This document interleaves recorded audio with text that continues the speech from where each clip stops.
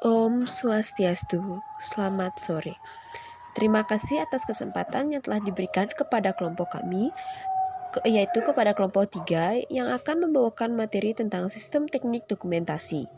Sebelum lanjut ke materi, izinkan saya sebagai moderator memperkenalkan anggota dari kelompok saya.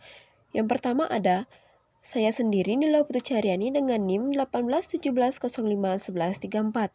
Kemudian ada Nikomang Melitri Sukmadewi dengan NIM 1817051113. Kemudian ada Ketut Desi Trisnahari dengan NIM 1817051133. Selanjutnya yaitu pokok bahasan. Dalam sistem teknik dokumentasi ada 3 sub pokok pembahasan. Yang pertama ada diagram arus data. Dalam diagram arus data ini akan dijelaskan mengenai pengertian simbol maupun pembagian dari diagram arus data. Kemudian di dalam bagan alir juga akan dijelaskan mengenai pengertian simbol dan jenis-jenis dari bagan alir.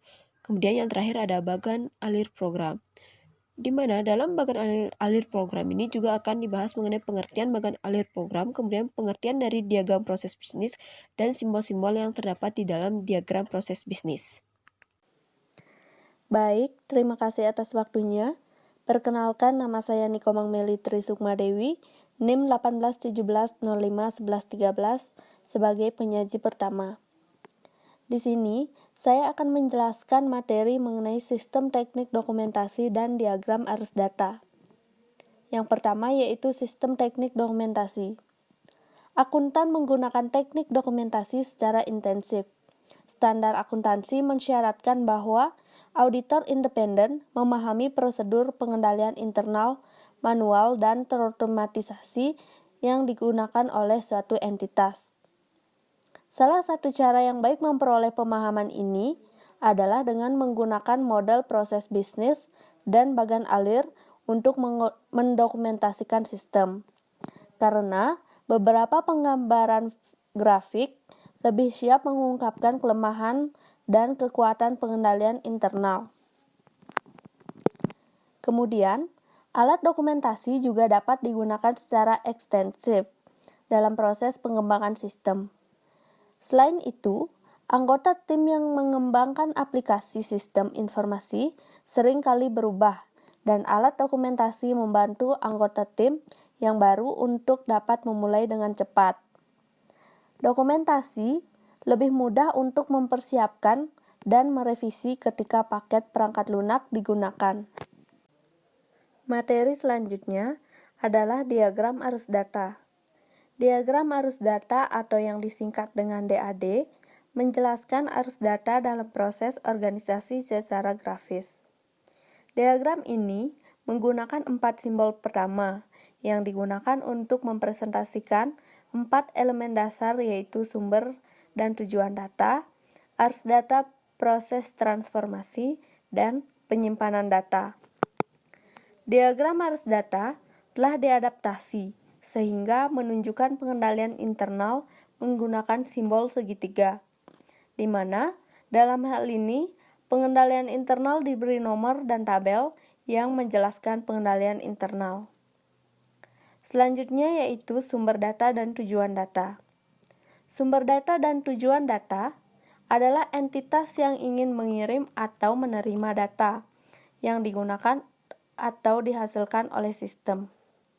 Entitas dapat merupakan sumber atau tujuan, di mana keduanya diwakili oleh simbol persegi. Kemudian arus data. Arus data adalah perpindahan data di antara proses yang mempresentasikan transformasi data, penyimpanan sumber dan tujuan. Data yang melewati antara penyimpanan data dan sumber atau tujuan harus melewati proses transformasi data. Arus data dilabeli untuk menunjukkan data apa yang mengalir, dan arus data diwakili oleh tanda panah. Yang terakhir yaitu penyimpanan data. Penyimpanan data adalah tempat di mana data disimpan. Diagram arus data tidak menunjukkan media penyimpanan fisik, seperti penyedia atau kertas, yang digunakan untuk menyimpan data. Penyimpanan data dipresentasikan oleh garis horizontal dengan nama file yang tertulis di dalam garis. Baik, terima kasih atas waktunya. Di sini saya akan menjelaskan materi yang kedua, yaitu bagan alir. Bagan alir atau flowchart adalah teknik analitis bergambar yang digunakan untuk menjelaskan beberapa aspek dari sistem informasi secara jelas, ringkas, dan logis. Bagan alir mencatat cara proses bisnis dilakukan dan cara dokumen mengalir melalui organisasi. Nah, bagan alir ini juga digunakan untuk menganalisis cara meningkatkan proses bisnis dan arus dokumen. Sebagian besar, bagan alir digambar menggunakan program perangkat lunak seperti Visio, Microsoft Word, Microsoft Excel, dan Microsoft PowerPoint. Bagan alir menggunakan perangkat simbol standar untuk menjelaskan gambar prosedur pemrosesan transaksi yang digunakan oleh perusahaan dan arus data melalui sistem. Kemudian, simbol bagan alir dibagi ke dalam 4 bagian. Yang pertama yaitu simbol input atau output, yang mana ini menunjukkan input ke atau output dari sistem. Yang kedua, simbol pemrosesan, yang mana menunjukkan pengolahan data baik secara elektronik atau dengan tangan. Yang ketiga, simbol penyimpanan, yang mana ini menunjukkan tempat data yang disimpan. Dan yang terakhir yaitu simbol arus dan lain-lain, yang mana ini menunjukkan arus data di mana bagan alir itu dimulai dan berakhir, kemudian keputusan dibuat dan cara menambahkan catatan penjelasan untuk bagan alir tersebut. Nah, selanjutnya yaitu jenis-jenis bagan alir, yang mana dibagi menjadi 2 bagian. Yang pertama bagan alir dokumen dan yang kedua adalah bagan alir sistem. Bagan alir dokumen atau dokumen flowchart ini dikembangkan untuk mengilustrasikan arus dokumen dan data antar area pertanggungjawaban dalam organisasi. Nah, bagan ini menelusuri dokumen dari awal hingga akhir, menunjukkan setiap dokumen yang dimulai, distribusi, tujuan, disposisi, dan semua hal yang terjadi saat mengalir melewati sistem. Nah, kemudian jenis khusus bagan alir ini juga disebut dengan bagan alir pengendalian internal atau internal control flowchart, yang mana digunakan untuk menjelaskan, menganalisis, dan mengevaluasi pengendalian internal. Nah, bagan alir ini tersebut digunakan untuk mengidentifikasi kelemahan dan inefisiensi sistem seperti arus komunikasi yang tidak memadai, pemisahan tugas yang tidak memadai, kompleksitas yang tidak dibutuhkan pada arus dokumen, atau prosedur tanggung jawab yang menyebabkan penundaan pemborosan. Jadi seperti itu. Nah, selanjutnya yaitu ada pedoman untuk mempersiapkan bagan alir. Di sini terdapat 7 pedoman. Yang pertama yaitu memahami sistem. Mengembangkan pemahaman ini dengan mewawancari pengguna, pengembangan, dan manajemen, atau memberikan kuesioner yang lengkap dengan membaca deskripsi, naratif sistem, atau dengan menjalankan salah satu melalui transaksi sistem. Yang kedua, yaitu mengidentifikasi entitas untuk dibuat bagan alir, yang mana mengidentifikasi departemen, fungsi-fungsi pekerjaan, dan pihak eksternal. Kemudian mengidentifikasi proses bisnis, dokumen, arus data, dan prosedur pengelolaan data. Nah, yang ketiga, mengelola bagan alir. Mendesain bagan alir sehingga data mengalir dari atas ke bawah dan dari kiri ke kanan. Ketika sesuai, pastikan bahwa semua prosedur dan proses ada dalam urutan yang sesuai. Kemudian tunjukkan tempat dokumen atau proses dimulai, tempat data diproses, dan tempat data disimpan dan dikirim. Kemudian tunjukkan disposisi final dari semua dokumen untuk mencegah kelonggaran yang membuat pembaca dibuat berputar-putar.